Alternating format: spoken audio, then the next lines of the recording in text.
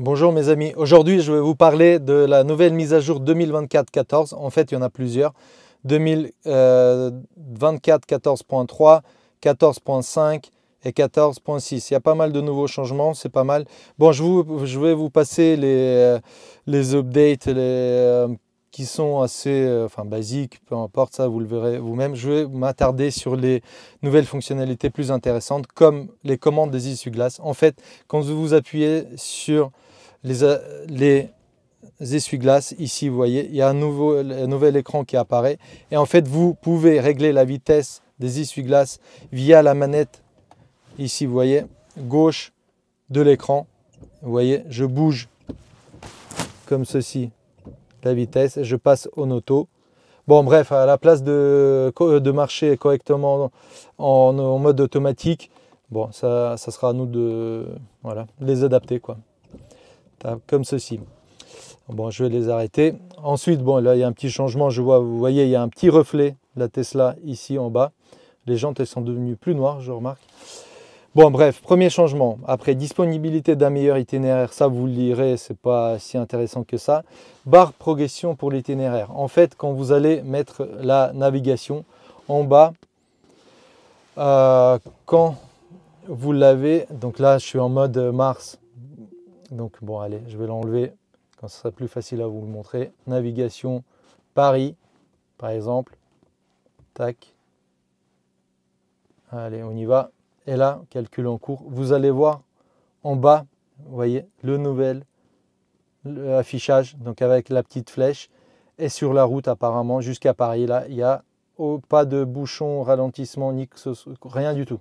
Voilà, on va le revérifier. Tac, vous voyez, il n'y a rien du tout. Donc ça, c'est pas mal. Ensuite, on repasse vers le logiciel pour revenir sur la liste. Zone de vitesse moyenne. Ça, pour l'instant, je l'ai testé, mais je vois pas du tout. Je n'ai rien vu de spécial, de changement. Dites-moi dans les commentaires à quoi ça sert, si vous l'avez déjà testé. Et, ça ressemble à quoi, en fait, cette signalisation. Signal sonore pour les radars. Donc, quand vous allez voir un radar sur le GPS, il va vous émettre un son. Ensuite, vitesse, lecture, morceau, bon, on attend de Spotify. Mise à jour visuelle, ça c'est pas mal, regardez. Tac. Maintenant, vous voyez, vous avez une petite barre là. Et en fait, vous pouvez avoir cet écran, la voiture avec les différentes infos, comme ceci, en plein écran. Avec ici, vous voyez, une petite vue, entrevue sur le GPS. Et ensuite, voilà, toutes les infos classiques. Mais vous pouvez l'avoir comme ça. Moi, j'ai roulé dans cette configuration-là. Bon, je ne suis pas très fan. Je préfère quand même cette configuration-là. Ensuite, la barre, vous voyez ici, elle est devenue plus large par rapport à cette partie-là.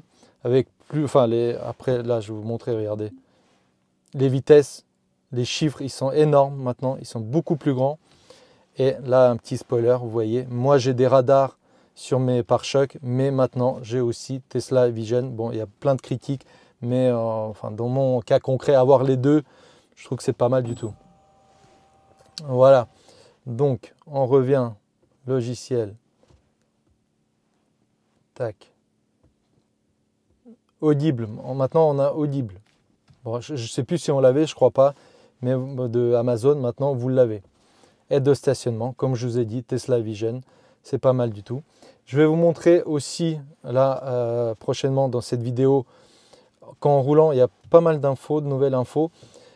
Là, bon, on ne le voit pas, mais vous savez, la barre ici de régénération, de combien d'énergie on utilise en accélérant et tout ça, elle était ici en position horizontale, mais maintenant, vous ne la voyez pas peut-être à l'écran, là maintenant, mais elle se trouve maintenant ici, à la verticale. Donc quand vous accélérez, là, le trait noir, il monte là. Et quand vous avez de la régénération, ça descend en bas. Donc voilà, mes amis. C'est assez intéressant, surtout la Vision. Mais j'aime bien quand même, quand je roule, je préfère cette configuration-là. Par contre, quand je suis à l'arrêt,